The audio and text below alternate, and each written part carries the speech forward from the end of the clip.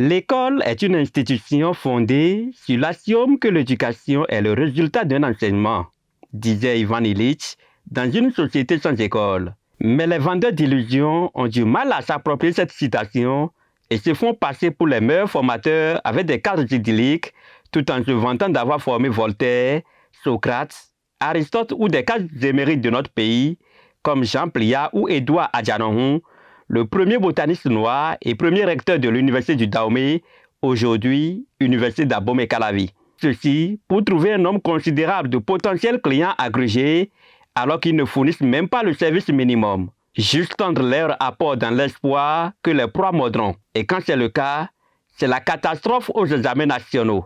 En effet, ce sont les écoles partisanes du moindre effort et les résultats obtenus pour le baccalauréat 2022 par exemple, qui ont dévoilé leur nudité et révélé le poteau rose. Il s'agit de ces 10 établissements scolaires qui ont eu 0 admis et qui mettent en berne les salvatrices réformes du président Patrice Talon pour la restauration de l'éducation béninoise. À y voir de près, on pourrait se demander quel type d'enseignants recrutent-ils, comment sont-ils payés pour prétendre avoir de meilleurs résultats salués de tous.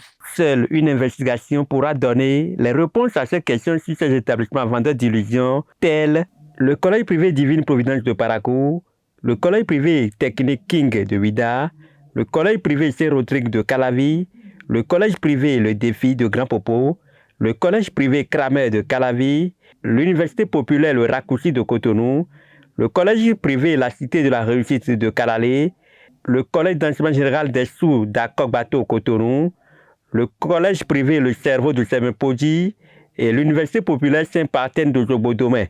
Les parents d'élèves en ont grand besoin pour ne pas voir leur effort de 9 mois tomber à l'eau du fait de responsables d'établissements non consciencieux qui n'ont que pour seul but de faire de l'argent. Ces responsables d'établissements non consciencieux et les enseignants ont besoin d'aller à l'école du grand complexe scolaire La Grande Académie de Calavi qui, au regard de ses résultats aux différents examens, mérite que les responsables du secteur de l'éducation lui disent bravo. 77 admis sur 77 candidats au CEP, 113 admis sur 113 au BPC et 181 admis sur 191 au bac. Tout cela mérite qu'on y prête une attention particulière pour, d'une part, encourager les promoteurs, le corps enseignant, et d'autre part, orienter les parents d'élèves vers le bon choix pour l'avenir de notre pays, qui passe à coup sûr par une éducation et une formation de qualité supérieure. Secret détenu du côté du complexe scolaire La Grande Académie de Calavi.